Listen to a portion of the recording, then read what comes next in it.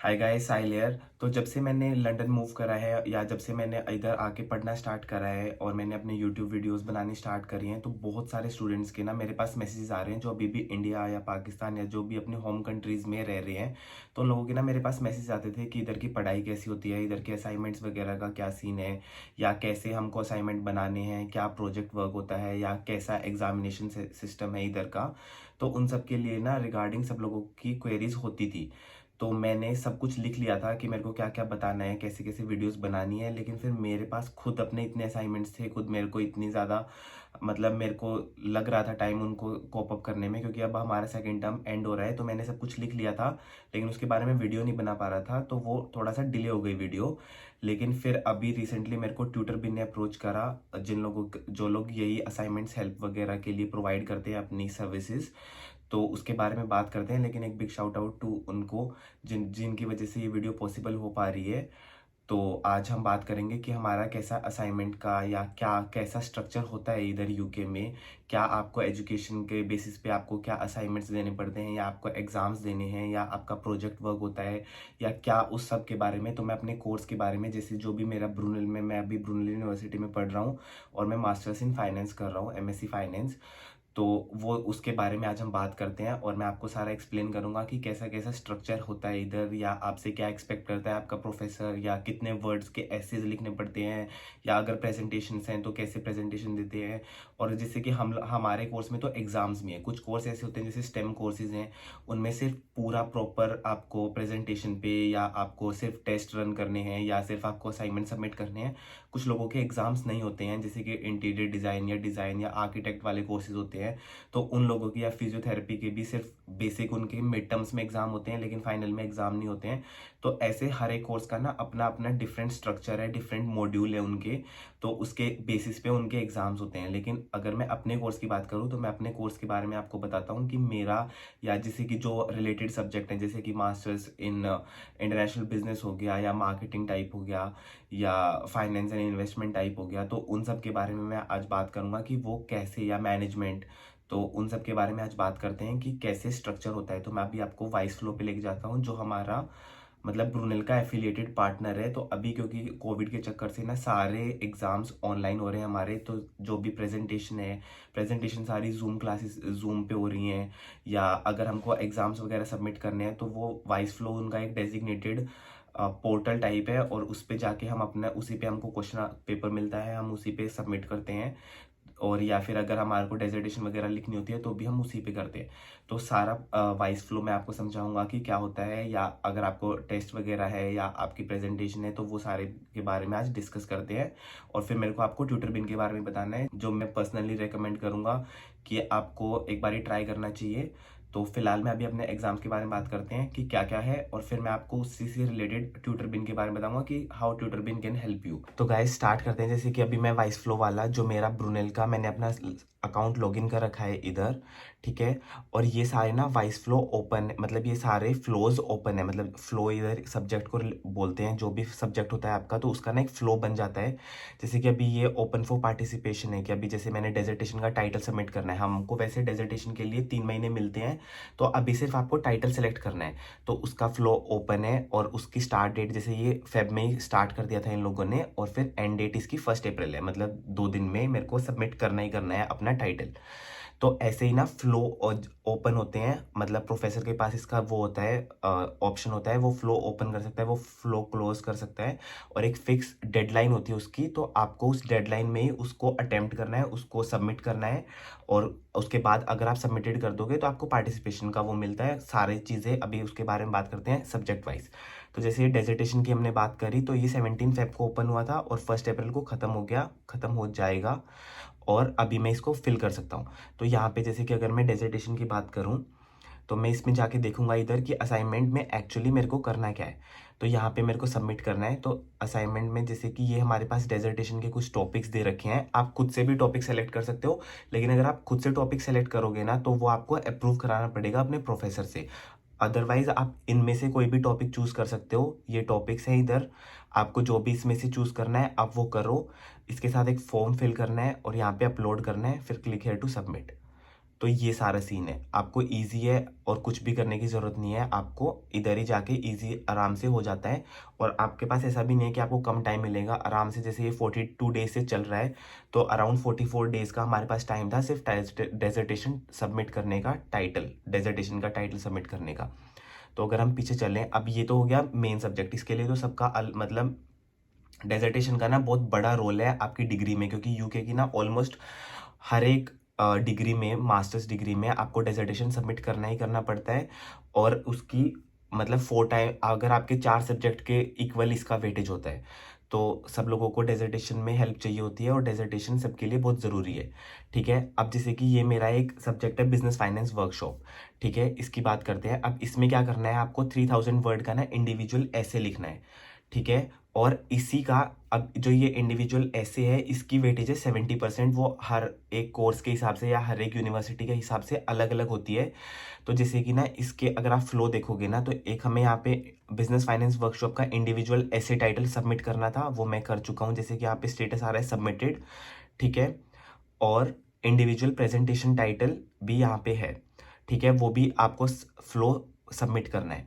ठीक है, उसके बाद ये इंडिविजुअल प्रेजेंटेशन है, यहाँ पे आपको प्रेजेंटेशन बनानी है और आपको वो सबमिट करनी है। जैसे कि मैं अगर यहाँ पे दिखाऊं, तो मेरी इंडिविजुअल प्रेजेंटेशन का ये था, मैंने इधर ये प्रेजेंटेशन, ये आपको बताएगा कि आपको क्या क्या टॉपिक मिले हुए हैं, टॉपिक 2, 1, 2, 3, 4, 5, 6, 7, आप इसमें से सेलेक्ट कर सकते हो। जैसे मैंने एथिक्स इन बिजनेस पे बनाई थी, तो मैंने इधर जाके ये बिजनेस एथिक्स की प्रेजेंटेशन यहाँ पे सबमिट कर दी।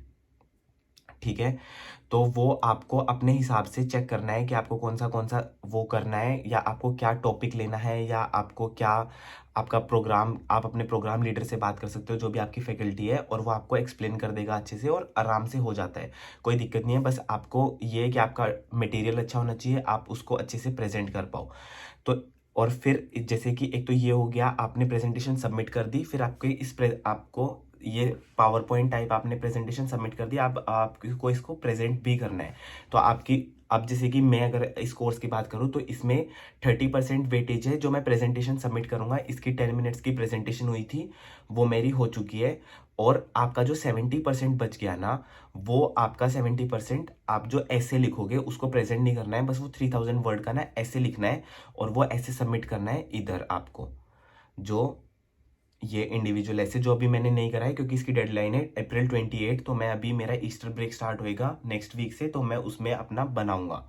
तो आप ऐसे कर सकते हो, आपको यहाँ पे भी सेम टाइटल मिलेंगे, या आपकी चॉइस है इधर कि आप ये वाला टाइटल सेलेक्ट करना है कि आपको नेक्स्ट वाला टाइटल से, मतलब कोई डिफरेंट डिफरेंट भी कर सकते हो। कि प्रेजेंटेशन में मान लो मैंने बिजनेस एथिक्स करा, लेकिन मेरे को ऐसे में मेरे को भरना है वैल्यूएशन इन प्रैक्टिस, तो मैं वो भी चूज कर सकता हूँ। लेकिन मैंने दोनों सेम रखे हैं ताकि मेरे को बनाने में ईजी होए और मेरे को मटेरियल फाइंड करने में इतनी प्रॉब्लम ना हो। तो ये सीन है। और अगर, और ये तो हो गया जैसे कि ये थोड़ा सा प्रेजेंटेशन टाइप है, लेकिन हमारे कोर्स में ना ऐसा है कि हमको ना एग्जाम्स भी लिखने पड़ते हैं। तो जैसे कि अगर मैं इधर ये वाली बात करूं, से for example financial reporting in capital market, ये टेस्ट था हमारा 1 साल का, 1 आवर का, 1 साल का नहीं, 1 आवर का। तो इसमें ऐसा है कि ये ना 30% वेटेज रखता है मेरा एग्जाम। 100 मार्क्स का एग्जाम है, देखो मैं दिखाता हूँ तुम लोगों को। जैसे ये 1 आवर एग्जाम है, ठीक है, और ये क्वेश्चन है इसमें, ये 3 क्वेश्चन है, इसमें से आपको सिर्फ एक ही अटेम्प्ट करना है, आपको कुछ ज्यादा काम नहीं करना है, आपको सिर्फ एक क्वेश्चन अटेम्प्ट करना है, 1, 2, 3 कोई भी अटेम्प्ट कर सकते हो। जैसे कि मैंने इधर क्वेश्चन 2 अटेम्प्ट करा था। ठीक है, ये, और इधर आपको स्कैन करके उसको अपलोड कर देना है, और रेफरेंसेस वगैरह भी लिखनी होती है इधर, तो ये थोड़ा सा आपको ध्यान रखना है हर एक चीज़ का। ठीक है, और ओपन बुक टेस्ट होता है, कोई ऐसी दिक्कत नहीं आती है, लेकिन पढ़ना पड़ता है, ऐसा नहीं है। और मतलब मिक्स क्वेश्चंस आते हैं, थोड़ा सा थ्योरेटिकल बेस्ड आता है, थोड़ा सा प्रैक्टिकल एप्लीकेशन भी लगती है उसकी, तो आपको उस हिसाब से अपने आप को मैनेज करना पड़ता है। तो अगर अब मेरे इस एक सब्जेक्ट में मेरे 100 में से 90 मार्क्स आ रहे हैं ना, तो इसकी ना 30% वेटेज ही लगेगी। तो मेरे एक्चुअल में 100 में से 90 मार्क्स नहीं आए हैं, क्योंकि इसकी 30% वेटेज है। तो मेरे को वो 90 को ना की 30% वेटेज रहेगी। सपोज मेरे अब इसमें 30 में से 27 मार्क्स आएंगे, मेरे 90 मार्क्स नहीं आएंगे, और जो अलग से एक दूसरा टेस्ट होएगा उसकी 70% वेटेज होगी। तो ये सीन है इधर। तो जो कि अब इसका मेरा 30% वेटेज हो गया है फाइनेंशियल रिपोर्टिंग का। इसके बाद जो नेक्स्ट 70% है वो मेरे मई में एग्जाम है, जो मेरा फाइनल एग्जाम है। तो ऐसे हर एक कोर्स का वो होता है। और डेजर्टेशन के लिए हमको ना 8,000 से लेकर 10,000 वर्ड्स के बीच में लिखनी है। एक हमको पूरे एक डेजर्टेशन रखना है, और उसमें ना हमको जो भी हमने सीखा है ना, एक टॉपिक सेलेक्ट करके उसका सब कुछ जितना आप पुट इन कर सकते हो आप वो कर सकते हो। और आपको आपके प्रोफेसर वगैरह से भी हेल्प मिलेगी, तो आप आराम से कर सकते हो, ऐसी कोई दिक्कत नहीं आएगी आपको। लेकिन कई बारी हमको बहुत ज़्यादा मतलब, क्योंकि हमारे लिए ना ये सारे कॉन्सेप्ट्स नए हैं, तो हमको प्रोफेशनल हेल्प की भी ज़रूरत पड़ती है। तो उसी के लिए हमारे पास है ट्यूटरबिन। तो गाइज अगर मैं ट्यूटरबिन की बात करूँ तो ट्यूटरबिन आपका पर्सनल होमवर्क असिस्टेंट, पर्सनल ऐसे राइटिंग असिस्टेंट, आपको जो भी टाइप की हेल्प चाहिए ना, चाहे वो प्रेजेंटेशन है, चाहे वो स्लाइड्स हैं, चाहे आपको ऐसे राइटिंग है, चाहे आपको पर्सनल किसी सब्जेक्ट में हेल्प चाहिए, तो हर एक के लिए आपको ट्यूटरबिन आपका वन टू गो सोल्यूशन है। आपको कहीं भी किसी भी सब्जेक्ट में, irrespective of subject, irrespective of what type of course work you need, आपको हर एक चीज़ में, कोर्स वर्क में या आपकी प्रेजेंटेशन में या ऐसे राइटिंग में या लैब रिपोर्ट्स में, हर एक चीज़ में आपको ट्यूटरबिन हेल्प करता है। और ट्यूटरबिन की सबसे अच्छी बात यह है कि उन लोगों ने 5 lakh plus assignment they already वो लोग स्टूडेंट्स के लिए कर चुके हैं। ओवर 1 लाख लोगों को वो लोग हेल्प कर चुके हैं। प्लस उनका सक्सेस रेट बहुत ज़्यादा है, कोई भी एक्यूरेसी में उनकी दिक्कत नहीं है। प्लेगरिज्म जो इधर सबसे ज़्यादा दिक्कत में आती है, क्योंकि असाइनमेंट्स वगैरह हम बना लेते हैं, हम नेट से कॉपी कर लेते हैं, हम दूसरे लोगों की अपने स्लाइड्स कॉपी कर लिए हैं, लेकिन फिर आपको इधर क्या है कि प्लेगरिज्म एक तो इलीगल है, आप यूज़ नहीं कर सकते हो प्लेगरिज्म। और हमें आधी बार हमसे चेक भी नहीं होता है, क्योंकि बहुत सारी फेक वेबसाइट्स भी हैं और हमको समझ नहीं आता है। तो ये सब टाइप की हेल्प आपको ट्यूटरबिन प्रोवाइड करता है। और सबसे अच्छी चीज़ ट्यूटरबिन की ये है कि डाइवर्सिटी है उनकी, 5,000 प्लस एम्प्लॉयज़ है उनके पास जो ऑलरेडी ट्यूटरबिन से रिलेटेड हैं। और इंडिया में ही नहीं, सिर्फ अराउंड द वर्ल्ड आपको ट्यूटरबिन की सर्विसेज मिलेंगी, इरेस्पेक्टिव आप कोई भी कंट्री में हो, कोई भी सब्जेक्ट पढ़ रहे हो, कोई भी डिग्री कर रहे हो, कोई भी सब्जेक्ट में आपको एक्सपर्टीज चाहिए, कोई भी उसमें आपको प्रोजेक्ट हेल्प चाहिए, होमवर्क हेल्प चाहिए, कोई भी टाइप की हेल्प चाहिए आपको, आपकी आफ्टर 10 स्टैंडर्ड अगर आप किसी भी कंट्री में रह रहे हो, आपको किसी भी प्रोजेक्ट में, किसी भी सब्जेक्ट में हेल्प चाहिए, तो Tutorbin is the one place to go. और आप वहाँ जाके आराम से आप साइन अप कर सकते हो। मैं अपना एफिलिएट लिंक आपको डाल दूंगा। उसके साथ ही आपको इंस्टेंट 20 अमेरिकन यूएसडी का आपको साइन अप बोनस मिलेगा। आप फिर अपनी हेल्प ले सकते हो। और मेरे को सबसे अच्छी चीज़ ट्यूटरबिन की क्या लगती है कि उनके पास ना इंस्टेंट सॉल्यूशन है, आपको कभी भी वेट नहीं करना पड़ेगा। विद इन 15 to 30 मिनट्स आपको असिस्टेंस प्रोवाइड होगी, और क्विक सर्विस है, और आपको ज़्यादा दिक्कत नहीं आएगी किसी भी चीज़ को प्रोसेस करने में। तो ट्यूटरबिन आई मस्ट रिकमेंड, मैंने यूज़ करा है और मैं आप सबको सजेस्ट करूंगा कि आप भी यूज़ करो। तो गाइज मैंने अपना डिस्क्रिप्शन में अपना लिंक डाल दिया, एफिलिएट लिंक, आप उसके थ्रू आप साइन अप कर सकते हो और आपको इंस्टेंट $20 मिलेंगे, जो आप अपने फ्यूचर असाइनमेंट के लिए या अपनी ऐसे राइटिंग के लिए या जिस भी टाइप की आपको हेल्प चाहिए आप उसमें यूज़ कर सकते हो। और डायरेक्ट आपके अमाउंट से जितना भी आपका अमाउंट बनेगा उससे डिडक्ट हो जाएगा वो अमाउंट। और ऐसा कुछ नहीं है कि आप इतना ही अमाउंट यूज़ कर सकते हो। तो बहुत अच्छी सर्विसेज है। और शाउट आउट टू ट्यूटरबिन जो हमारे जैसे स्टूडेंट्स की हेल्प कर रहे हैं और हमारे लिए सोच रहे हैं इतना, क्योंकि कई बार ऐसा होता है कि हम भी मजबूर हो जाते हैं कि हम अपनी क्लासेस में वो सारी चीज़ें नहीं, हमको एक्सपोजर मिल पाता या पर्सनलाइज्ड हेल्प हमको चाहिए होती है। तो a big shout out to ट्यूटरबिन for making this video possible and for helping the students like us. तो थैंक यू गाइज, मैं मिलता हूँ आपको नेक्स्ट वीडियो में। Bye bye, love from London, boy from India.